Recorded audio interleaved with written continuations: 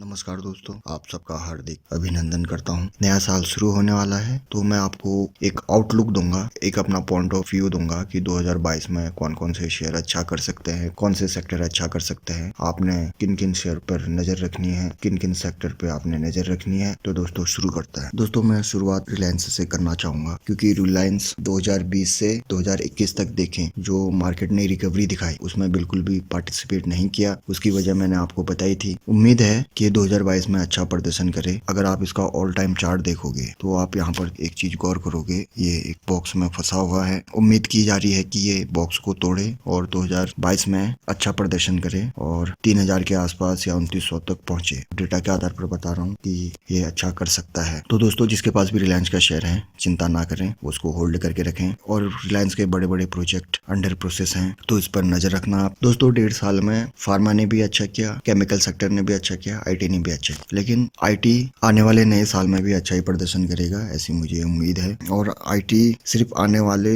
2022 में ही नहीं 5 से 6 साल तक अच्छा प्रदर्शन दिखाएगा। तो आपने आईटी सेक्टर में भी ध्यान रखना है, खासतौर से हैप्पीएस्ट माइंड। और एक और स्टॉक बताता हूँ, माइंड ट्री, इस पर भी फोकस रखना। और LTI, Larsen and Toubro infotech. दोस्तों मैंने टीसीएस, इन्फोसिस, विप्रो और एचसीएल का नाम नहीं लिया, इसका मतलब ये नहीं कि वो बेकार हो गए। वो तो दोस्तों एवरग्रीन स्टॉक है, आप उनको कभी भी खरीद सकते हो। और एचसीएल से याद आया, आप एचसीएल पे नजर रखना दोस्तों। और इन्फोसिस और विप्रो हो सकता है नए साल में बोनस दें। और रिलायंस की भी परंपरा रही है, जब जब उनका शेयर 2-2.5 हजार को पार कर जाता है वो बोनस देते हैं। इन्होंने बोनस अब की बार इसलिए नहीं दिया क्योंकि रिलायंस ने अपना पार्टली पेड शेयर जारी किए थे जो कि अब पूरे हो गए हैं। शायद उम्मीद लगा सकते हैं विप्रो, रिलायंस, इन्फोसिस, टीसीएस से, एचसीएल टेक से अपने शेयर होल्डरों को खुश करेंगे। तो दोस्तों ये हैप्पीएस्ट माइंड नई कंपनी है, अच्छी कंपनी है, तो आप इस पर नजर रखना। दोस्तों जो दूसरी कंपनी मेरे रडार में है वो है पारस डिफेंस, और इसको बम्पर रिस्पांस मिला था, अच्छी लिस्टिंग हुई थी। डिफेंस के सेक्टर में काम करती है, जैसे नाम में ही डिफेंस लिखा है, और स्पेस टेक्नोलॉजी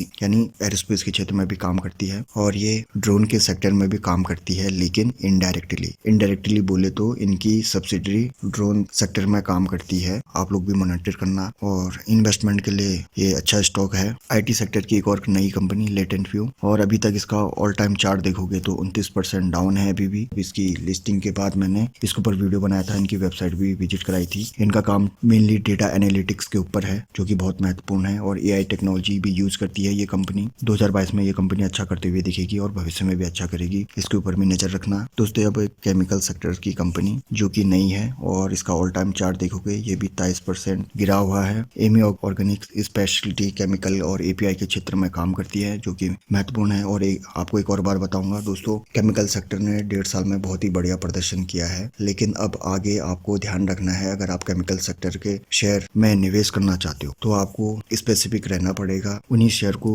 आप आइडेंटिफाई करना जो स्पेशलिटी केमिकल और एपीआई के क्षेत्र में काम करती है। एक तो ये हो गया एमी ऑर्गेनिक, एक एसआरएफ है, और एक दीपक नाइट्राइट। ये बढ़िया प्रदर्शन कर सकते हैं, तो इनके ऊपर भी ध्यान देना। दोस्तों 2022 में सेमीकंडक्टर से संबंधित शेयरों में उछाल जारी रह सकता है, और सेमीकंडक्टर से संबंधित पेनी स्टॉक और फंडामेंटली स्ट्रॉन्ग स्टॉक मैंने बता दिए हैं। अब आपके ऊपर है, आप उसमें से कौन सा चूज करते हो। और 2022 में भी ऑटो सेक्टर में चिप की कमी बरकरार रहेगी, और हो सकता है 2022 के मध्य में जो चिप की शॉर्टेज है वो धीरे धीरे कम होती हुई दिखाई देगी, और ऑटो सेक्टर को इससे फायदा मिलेगा। अब मैं बात करूंगा 2022 में आपने कौन कौन से सेक्टर के ऊपर ध्यान रखना है। उससे पहले मैं कुछ एक बैंकिंग शेयर बताना चाहूंगा जिनके ऊपर आप नजर रखना, जो कि अच्छा प्रदर्शन कर सकते हैं। आपने दोस्तों आईसीआईसीआई बैंक के ऊपर नजर रखनी है। इसको इन्वेस्टमेंट पर्पज से भी खरीद सकते हो, लेकिन इसमें उतार चढ़ाव ज्यादा आता है। और दूसरा है एक्सिस बैंक। और दोस्तों मैं एचडीएफसी बैंक, एचडीएफसी और बजाज फाइनेंस, बजाज फिनसर्व का नाम इसलिए नहीं ले रहा हूँ, ये एवरग्रीन स्टॉक हैं, टीसीएस, इन्फोसिस, विप्रो के जैसे, तो आप इनको कभी भी खरीद सकते हो। मैं इसमें एक स्टॉक और ऐड करूंगा, गोल्ड लोन से संबंधित है। और जब भी गोल्ड लोन की बात आती है तो मेरे जहन में सिर्फ एक ही नाम आता है, मुथूट फाइनेंस। जबरदस्त स्टॉक है, इसके ऊपर नजर रखना। 2022 में भी ये अच्छा प्रदर्शन करेगा। दोस्तों 2022 में इलेक्ट्रिक व्हीकल चर्चा में रहेगा, और इलेक्ट्रिक व्हीकल से संबंधित जितने भी स्टॉक है उनमें तेजी आने की संभावना है। और इलेक्ट्रिक व्हीकल से संबंधित स्टॉक जैसे Tata Motors, Mahindra and Mahindra, Tata chemical, Tata power और क्लीन एंड ग्रीन एनर्जी के ऊपर भी फोकस रखना। उससे संबंधित स्टॉक टाटा पावर पहले से है और भी स्टॉक आपको जो अच्छे लगते हैं उन पे नजर रखना। दोस्तों KPIT का नाम लेना मैं भूल गया, इसके ऊपर भी नजर रखना। और ये इलेक्ट्रिक व्हीकल के क्षेत्र में काम करती है, सॉफ्टवेयर बनाने का काम करती है। इनका मेन जो बिजनेस है वो इलेक्ट्रिक मोबिलिटी है। एक चीज और बताना चाहूंगा, इलेक्ट्रिक व्हीकल में टाटा एलेक्सी भी काम करती है और सेमीकंडक्टर का काम भी करती है टाटा एलेक्सी, वो मैंने पिछले वीडियो में बताया था। और साइंट हो गया दोस्तों, इन पर ध्यान देना। और साथ ही साथ दोस्तों इसके साथ डिक्सन टेक्नोलॉजी के ऊपर ध्यान देना, बढ़िया करेगा। दोस्तों अब बात आती है IT सेक्टर की, तो IT सेक्टर जाहिर सी बात है अच्छा ही करेगा। मैं ITC में बुलिश हूँ कि इस बार इसमें कुछ अच्छा हो सकता है। HUL आप उसके साथ भी जा सकते हो, डाबर, मैरिको, टाटा कंज्यूमर प्रोडक्ट और गोदरेज कंज्यूमर। तो आप IT सेक्टर के साथ साथ FMCG पे भी नजर रखना। जो इंफ्रास्ट्रक्चर बनेगा, स्टील सेक्टर है वो अच्छा करेगा, लेकिन मैं स्टील सेक्टर ट्रैक नहीं करता क्योंकि इनके ऊपर ग्लोबल इफेक्ट बहुत पड़ता है। जो स्टील सेक्टर के लीडर हैं उनके साथ आप जा सकते हो। और इसके साथ साथ कंस्ट्रक्शन से संबंधित कंपनियों के ऊपर ध्यान देना, उसमें से एक मैं अभी आपको बता रहा हूँ, Larsen and Toubro, order king कहते हैं इसको। 2000-3000 करोड़ का, 1000 करोड़ का ऑर्डर मिलना इसको आम बात है। लोग इसमें परेशान हो गए थे क्योंकि ये 2020 में 800 के लेवल तक आया था, फिर इसने धीरे धीरे रिकवरी दिखाई और देखो अब कितने तक है। और दोस्तों ये बहुत हल्के चलता है स्टॉक, इसमें आपका पैसा सेव रहेगा। एक बड़े ग्रुप की कंपनी है और LTI, माइंडट्री और LTTS ये सब कंपनियां इसके अंदर आती हैं। तो इंफ्रास्ट्रक्चर की बात आएगी तो कंस्ट्रक्शन से संबंधित कंपनियों को भी फायदा होगा। उसमें से मेरी सब पसंद Larsen and Toubro, KNR construction के ऊपर भी आप ध्यान दे सकते हो, PNC इंफ्रास्ट्रक्चर। दोस्तों जब इंफ्रास्ट्रक्चर की बात आएगी तो उससे कंस्ट्रक्शन कंपनी को फायदा होगा। साथ ही मटेरियल बनाती है जो कंपनियां,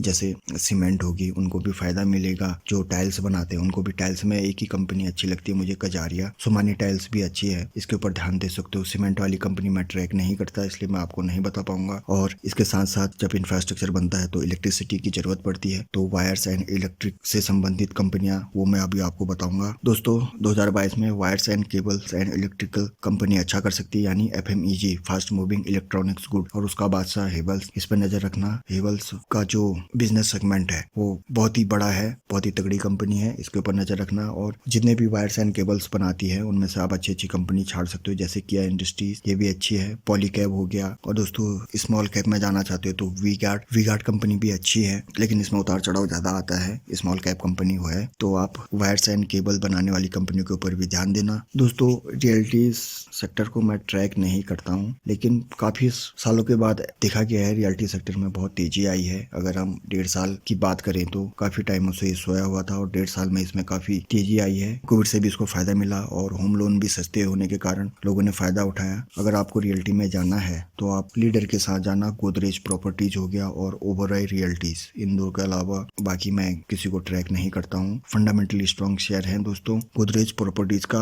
ऑल टाइम चार्ट देखोगे तो एक सेटिस्फाइंग चार्ट है इनका। रियल एस्टेट सेक्टर भी अच्छा कर सकते हैं 2022 में। और दोस्तों एक बात और, जिनके पास भी विप्रो है उनके लिए एक अच्छी खबर है। विप्रो निफ्टी 50 में तो है ही, जैसे NSE का निफ्टी 50 है वैसे सेंसेक्स का सेंसेक्स 30 है। ये सेंसेक्स 30 में भी विप्रो को जगह मिलने वाली है, तो ये एक विप्रो के लिए अच्छी बात है। अगर आपको बैंकिंग में छोटे बैंक में जाना है तो AU स्मॉल फाइनेंस बैंक, और इससे भी छोटा जाना है तो फेडरल बैंक, और अगर आपको सरकारी में जाना है तो सिर्फ एक ही पसंद होनी चाहिए, SBI। तो दोस्तों ये मेरा कुछ 2022 का आउटलुक था, और जो मैंने शेयर बताई वो कोई रिकमेंडेशन नहीं थे, वो स्टडी पर्पस के लिए बता रहा था मैं।